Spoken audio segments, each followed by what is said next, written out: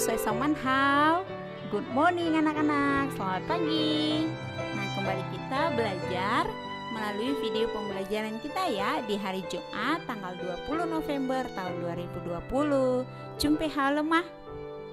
Halo, oke, sebelum kita belajar, mari kita berdoa dulu ya.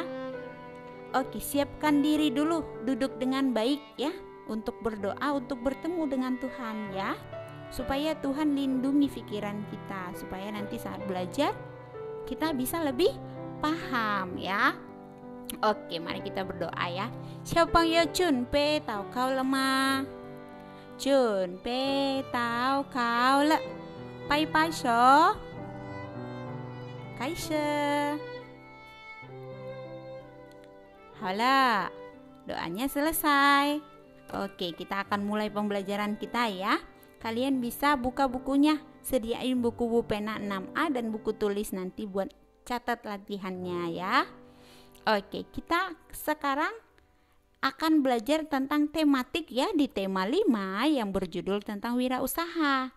Nah, kita sudah belajar di subtema 3 yang berjudul tentang ayo belajar berwirausaha. Nah, dalam video ini kita akan belajar tentang pembelajaran 4-5. Oke? Bukunya sudah siap? Kaliannya sudah siap? Sudah ya? Oke, kita akan mulai pembelajaran kita dengan mengetahui tujuan pembelajaran kita terlebih dahulu. Nah, dalam video ini kita akan belajar tentang muatan PPKN yang berjudul tentang tanggung jawab pemilik wirausaha. Lalu untuk bahasa Indonesia kita akan belajar tentang formulir lembar jawaban komputer yang biasanya disebut dengan LJK ya. Nah, selanjutnya untuk SBDP kita akan memahami buklet. Nah, ya kalau ini sudah sering kita pelajari, apalagi sudah kita sering buat ya. Selanjutnya untuk IPS kita akan belajar tentang posisi dan peran Indonesia di ASEAN dalam bidang ekonomi. Oke? Sudah paham? Oke, kita akan mulai saja ya pembelajaran kita ya. Di muatan pertama itu ada PPKN KD 3.3 dan 4.3. Nah, di bukunya halaman 164. Di situ ada teks yang berjudul tentang tanggung jawab pemilik wirausaha. Nah, siapa yang masih ingat tentang kegiatan wirausaha? Iya, wirausaha itu adalah kegiatan ekonomi yang didirikan atau dijalankan oleh satu orang ataupun dua orang. Nah, biasanya kalau usahanya itu masih kecil-kecilan, itu yang pegang atau yang dikelola itu biasanya satu orang saja. Tapi kalau sudah misalnya dia sudah buka restoran yang besar, nah budgetnya, dananya kan harus banyak, harus besar. Nah, biasanya seseorang yang membuka usahanya itu harus membutuhkan teman, partner dia, supaya bisa bagi-bagi dananya untuk membuat usaha itu lebih besar. Seperti itu ya. Nah, sekarang kita mau belajar yang tentang perorangan dulu ya. Oke, nah sebagai usaha yang dikelola seorang perorangan, secara perorangan, tentunya sebuah wirausaha sering sekali menghadapi hambatan, sering mengalami kesulitan maksudnya ya. Nah, dalam menghadapi hambatan tersebut, pemilik usaha harus memiliki sikap kerja keras dan pantang menyerah. Nah, nanti kalau kalian nanti sudah dewasa, kalian mau buka usaha, kalian harus punya dua sikap ini, yaitu sikap kerja keras dan pantang menyerah. Supaya apa? Iya, supaya kalian bisa menghadapi rintangan, supaya bisa hadapi masalah yang terjadi di usaha kalian. Supaya apa? Supaya usaha kalian itu tetap maju dan tetap berkembang. Itu ya. Jadi dua ini adalah kunci untuk nanti usahanya lebih maju lagi.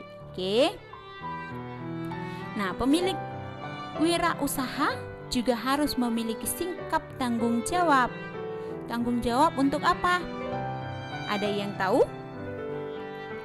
Iya, pemilik bertanggung jawab terhadap kualitas barang yang dia hasilkan. Jadi bertanggung jawab untuk barang yang dia jual, kemasan yang dia gunakan, ya, bungkus yang dia gunakan itu. Lalu pemasaran untuk penjualannya, ya. Kemana saja dia dijual barang yang dijual oleh wirausaha itu dipasarkan, ya. Nah, selain kepada konsumen, pemilik wirausaha juga harus bertanggung jawab terhadap pekerja yang membantu usahanya.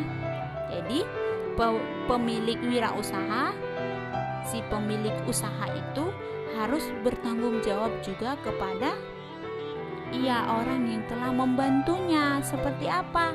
Membantu produknya, atau sopir yang mengantar barangnya, atau si penjual barang yang kita beli, yang kita adon, supaya usaha kita itu ada barangnya gitu, ya.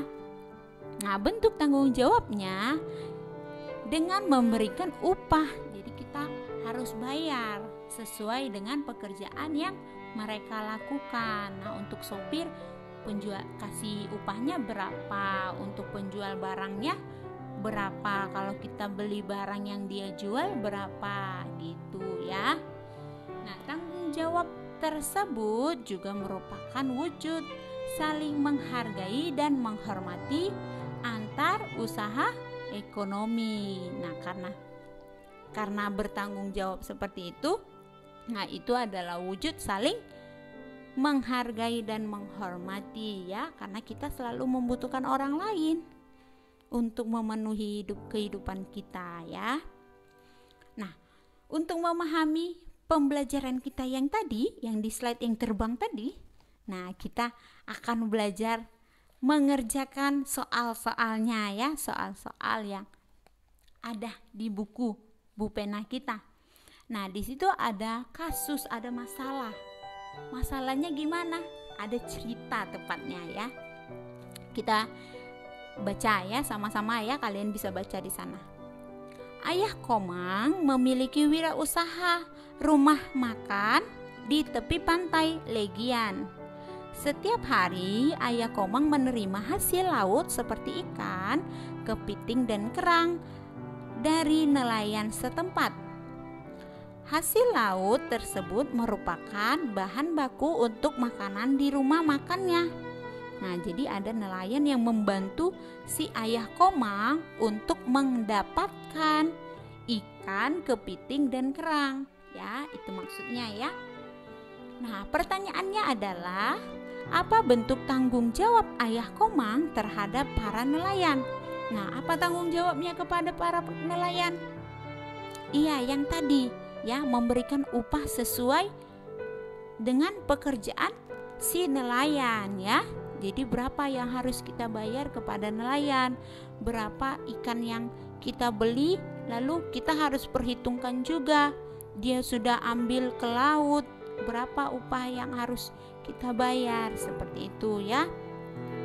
Nah, selanjutnya untuk yang B. Suatu hari hasil laut tidak sebagus biasanya. Ayah Komang marah kepada nelayan karena hal ini dapat menurunkan pendapatan rumah makannya. Setujukah kamu dengan sikap Ayah Komang? Jelaskan alasanmu. Nah, seharusnya sih Pak Komang tidak usah marah, ya, tapi karena dia bertanggung jawab kepada konsumennya, dia berhak untuk protes kepada si nelayan, ya, supaya nanti pelanggannya tidak pergi, tuh, ya. Jadi boleh tidak lause, boleh, ya, supaya nelayan bisa mencari ikan yang lebih baik lagi, ya. Jadi jawabannya ya, karena hal tersebut merupakan tanggung jawab Ayah Komang untuk memastikan kualitas barang yang dihasilkan agar tidak mengecewakan konsumen. Iya, jadi kalau ikan yang gak enak, kerangnya gak enak, ikan yang gak enak, sama kepiting yang gak enak, pasti kok Pak Komangnya yang ditanya ya. Kenapa masakan yang gak enak? Makanan di situ gak enak. Di situ tempat ayah Komang gak enak ternyata. Nah, nanti konsumennya seperti itu. Jadi boleh saja si ayah Komang komplain kepada nelayan tentang ikan dan kepiting yang dijual nelayan. Oke, paham ya? Nah, tapi untuk marahnya jangan terlalu marah untuk menyakitkan orang lain ya kalau di sini ya. Iya, kalau kalian nanti sudah menjadi wirausaha, kalian nanti besar sudah punya usaha, nah usah harap kalau kalian terjadi kasus yang seperti ini, misalnya ada yang pekerja kalian tidak dapat menghasilkan barang baku yang baik untuk penjualan kalian nanti, tak usah harap kalian nanti bilangnya itu kepada pembantu untuk membantu kalian di wirausaha. Kalian harus bilangnya itu pelan-pelan ya, gak usah marah ya. Iya, kan bisa bilangnya pelan-pelan juga ya. Nah, kan kalau ini kasusnya karena dia untuk tidak mengecewakan konsumen. Jadi Pak Komang itu bertanggung jawab untuk konsumen, dan tadi yang di nomor A, bagian A, dia sudah bertanggung jawab kepada nelayan. Itu maksudnya ya. Nah, selanjutnya untuk yang bagian C. Selain kualitas bahan baku makanan, apalagi tanggung jawab ayah Komang terhadap konsumen? Iya, pemilik usaha si Pak Komang itu harus bertanggung jawab terhadap kualitas barang yang dihasilkan, kemasan yang digunakan, serta jangkauan pemasarannya. Jadi bungkusnya, tempatnya misalnya itu kan disajikan di piring. Nah, piringnya harus bersih dong, gitu ya. Itu maksudnya ya. Lalu bagian D. Sikap apa yang harus dimiliki ayah Komang agar rumah makannya terus berkembang? Jadi apa yang dia lakukan si ayah Komang? Iya, si ayah Komang harus memiliki sikap kerja keras dan pantang menyerah. Jadi tidak, kalau misalnya terjadi seperti tadi, ikannya mengecewakan, jadi Pak Komang sedih kalau dia tidak punya sikap kerja keras dan pantang menyerah. Nah, bisa saja dia sedih kan, akhirnya dia bergelut sendiri dengan kesedihannya, jadi usahanya tutup begitu saja. Nah, itu akibatnya kalau kita tidak punya kerja keras dan pantang menyerah. Oke ya. Nah, selanjutnya untuk yang nomor 2, Pak Budi memiliki usaha pengiriman barang ke luar kota. Untuk memudahkan kurir mengantarkan barang, Pak Budi selalu memberikan alamat tujuan yang jelas. Berdasarkan cerita di atas, apa bentuk tanggung jawab Pak Budi terhadap usahanya? Jelaskan pendapatmu. Ada yang sudah tahu jawabannya? Iya, lalu memastikan si kurir mengantarkan barang sampai ke tempat tujuan, dan Pak Budi harus selalu memberikan alamat tujuan yang jelas ya. Nah, selanjutnya yang ketiga, ceritakan manfaat keberagaman wirausaha yang kamu jumpai di lingkunganmu. Ya, manfaat keberagaman wirausaha itu adalah untuk memenuhi kebutuhan kita ya sebagai masyarakat sekitar di lingkungan. Nah, lalu membantu pembangunan nasional di bidang ekonomi. Selanjutnya, mengurangi pengangguran ya. Karena kan kita sudah bisa ajak orang untuk bekerja dengan kita. Jadi, mengurangi pengangguran ya. Oke, kita masuk ke muatan bahasa Indonesia ya. Di halaman 165 sampai 166. Nah, kita akan belajar tentang formulir lembar jawaban komputer. amatilah formulir berikut dengan cermat. Nah, itu nanti saat kalian ujian nasional. Nah, biasanya kalian akan mengerjakan seperti ini. Namanya LJK, lembar jawaban komputer. Oke. Nah, ini biasanya digunakan untuk kelulusan saja ya. Karena biasanya yang kelulusan itu tidak sekolah yang periksa, jadi langsung ke pusat. Nah, supaya pusat tidak kewalahan, digunakanlah lembar ujian nasional ini. Jadi tinggal komputer yang cek benar atau salahnya, seperti itu ya. Nah, ujian nasional, lalu di situ ada contoh cara menyilangnya. Jadi cara menyilangnya kita dikasih tahu. Lalu petunjuknya gimana? Ada nama peserta, lalu nomor peserta, tanggal lahir kita. Nah, dulu Lause karena nama Lause kepanjangan, nah Lause buat nama Lause itu lengkap di situ. Jadi Lause bulat-bulatin, lama bulat-bulatinnya. Nah, ya kalau kalian yang satu kata saja namanya, kalian beruntung. Jadi kalian isinya itu lebih sedikit. Jadi conteng ini silang-silangnya itu atau kalau silang atau tanda centang itu, nah itu kan boleh benar ya kan? Yang disilang saja yang benar. Nah, kalau silangnya itu lebih sedikit kan? Nah, dulu Lause banyak sekali sampai itunya penuh. Sudah? Formulir lembar jawaban komputer atau LJK itu singkatannya ya. Digunakan untuk ujian masuk ke jenjang pendidikan selanjutnya seperti sekolah menengah dan perguruan tinggi ya. Jadi boleh di SMP, boleh digunakan untuk SMP, boleh digunakan untuk SMA, boleh untuk kuliah nanti itu ya. Nah, jadi ini digunakan untuk jenjang SMP, SMA dan kuliah di perguruan tinggi. Nah, lalu Lause sudah di perguruan tinggi, kita mau lamar kerja pakai apa? Siapa yang masih ingat pakai apa? Iya, pakai daftar riwayat hidup supaya orang tahu data diri kita. Paham ya? Jadi semua jenjang itu nanti semua kita untuk nanti sampai di perguruan tinggi selesainya mau cari kerja, mau pakai apa lagi datanya supaya orang tahu data diri kita. Nah, itu untuk pakainya daftar. Iya, daftar riwayat hidup. Makanya kita pelajari daftar riwayat hidup kemarin. Oke ya. Nah, apa sih itu LJK?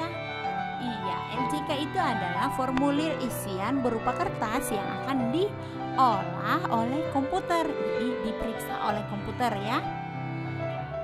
Dan pemeriksaan LJK memerlukan alat pemindai. Jadi komputer saja yang bekerja di sana. Jadi tuh ya. Penggunaan LJK memudahkan pemeriksaan dalam memeriksa jawaban peserta ujian. Jadi gurunya atau pengawasnya tidak repot lagi, tidak kewalahan lagi untuk mengkoreksinya ya. Karena bisa saja matanya, namanya juga manusia kan, matanya bisa silap. Jadi nanti yang benar disalahin gitu. Oke? Dengan LJK, waktu yang dibutuhkan juga lebih efektif. Jadi waktunya juga lebih irit, lebih singkat koreksinya gitu. Nah, dalam LJK biasanya terdapat kolom-kolom berikut yang tadi yang Lause sudah bacain. Nah, itu ada petunjuknya, ada nama peserta ujiannya, ada nama kita sendiri ya kan? Ada nomor peserta ujian supaya tahu identitas kita itu nomornya berapa. Lalu ada tanggal lahir peserta ujian.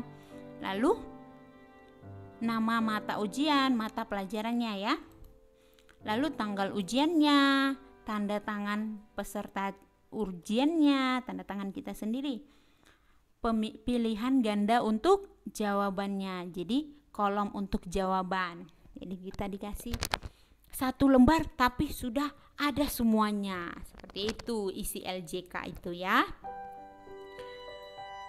Oke, selanjutnya kita akan belajar mengerjakan lagi soal-soalnya supaya lebih paham lagi tentang LJK. Oke? Nomor 1, menurutmu adakah perbedaan LJK dengan formulir lainnya yang sudah kamu pelajari? Jika ada, jelaskan perbedaannya. Ya, pasti ada ya, karena kalau LJK itu formulir yang isiannya berupa kertas yang akan diolah komputer ya, jadi akan diperiksa komputer. Nah, tujuannya itu untuk pemeriksaannya lebih efektif. Oke? Nah, selanjutnya nomor 2, tulislah persamaan LJK dengan formulir-formulir yang kamu pelajari sebelumnya. Iya, persamaannya itu adalah terdapat identitas kita sendiri sebagai pesertanya ya. Seperti ada nama, ada tanggal lahir, lalu ada tanda tangan kita ya. Nah, itu pasti. Namanya juga data diri ya. Oke, sudah paham sampai di situ? Oke, kita masuk di muatan SBDP ya. Nah, kita akan belajar tentang buklet. Apa itu buklet? Ada yang tahu? Iya, buklet itu adalah salah satu alat promosi yang berbentuk sebuah buku kecil. Kalian sudah sering buat ini ya. Iya, dan hasilnya bagus-bagus ya. Oke, semoga semakin lebih kreatif lagi. Nah, buklet terdiri dari lembaran-lembaran kertas yang disatukan menjadi sebuah buku. Ya, dulu kita buatnya buklet-buklet kecil ya. Nah, buklet bersifat sebagai media promosi atau anjuran untuk kepada masyarakat. Nah, kemarin kita untuk menghemat air ya, menghemat energi. Lalu cuci tangan juga kita sudah buat ya buklet itu ya. Nah, buklet biasanya digunakan oleh pemilik usaha untuk mempromosikan produk mereka. Jadi kalian sudah belajar nih dari kecil, diajari untuk menjadi pengusaha nantinya ya. Sudah belajar tentang bagaimana tanggung jawab wirausaha, lalu bagaimana cara mempromosikannya ya kan. Lalu bagaimana cara kita untuk mempekerjakan orang supaya kita tahu data diri orang tersebut. Nah, lalu bagaimana cara kita untuk mempromosikan barang kita, apa yang kita gunakan, media apa. Nah, kita sudah diajari. Kalian sudah lebih beruntung dari Lause dulu. Dulu Lause belajarnya hanya sedikit-sedikit saja tahunya. Kalau ini kan sudah, sebelum kalian paham pengertiannya, sudah diajari dulu cara buatnya. Oke? Oke. Sudah paham ya buklet itu apa ya? Oke. Nah, isi buklet biasanya berupa informasi tentang produk. Misalnya, buklet makanan berisi deskripsi atau gambaran, itu artinya deskripsi ya, gambaran atau cara penyajian makanan. Jadi dalam buklet itu ada cara-cara makanannya atau gambarnya seperti apa nanti sajiannya, makanannya itu akan seperti apa. Nah, seperti itu ya. Nah, perhatikan gambar buklet berikut. Nah, itu ada buku-buku ya, makanan Nusantara. Bagian-bagian yang ada pada buklet adalah sampul depan dan isi buklet. Jadi cuma 2 saja. Apa itu sampul depannya? Iya, sampul depan itu berisi tentang judul bukletnya, gambarnya, dan keterangan singkat perusahaan. Biasanya ada di situ perusahaan apa yang mengeluarkan buklet ini gitu ya. Isi buklet bagiannya berisi tentang informasi lengkap tentang produk yang sedang ditawarkan. Jadi apa-apa saja itu produknya biasanya di dalam isi buklet. Jadi kita harus buka dulu bukletnya. Oke? Nah, gambar yang digunakan juga harus menarik sehingga si pembaca lebih nyaman saat membaca. Oke? Jadi dibuat makanannya itu lebih cantik. Nah, biasanya seperti itu ya. Langkah-langkah membuat buklet. Nah, yang pertama yaitu menyiapkan lembaran kertas A4 boleh ya, dengan jumlah tertentu, misalnya 2 atau 4 lembar. Lalu kertas kemudian dilipat menjadi 2 bagian dan satukan dengan lembaran kertas lainnya sehingga membentuk sebuah buku. Lalu rancanglah buklet yang akan dibuat sesuai dengan bagian sampul depan dan isi buklet. Jadi harus sesuai ya.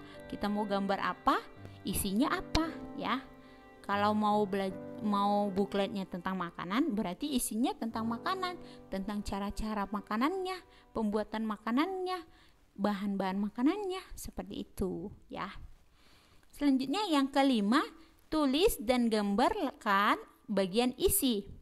Tuliskan pada bagian isi harus jelas dan lengkap agar pembaca dapat memahami maksud dari isi buklet. Yang terakhir, warnailah dan hiaslah buklet agar lebih menarik. Oke, paham ya sampai di sini? Paham. Oke, kita masuk di muatan yang terakhir ya. IPS halaman 169. Upaya pemerintah meningkatkan kualitas tenaga kerja Indonesia. Jadi upaya pemerintah nih supaya kualitas TKI, tenaga kerja Indonesia itu semakin baik. Itu maksudnya ya. Salah satu kebijakan MEA adalah adanya pengakuan mengenai mutu pendidikan dan pengamalan yang dimiliki oleh tenaga kerja negara anggota ASEAN. Kebijakan ini memberikan kemudahan kepada calon tenaga kerja untuk memperoleh lapangan pekerjaan sebanyak-banyaknya.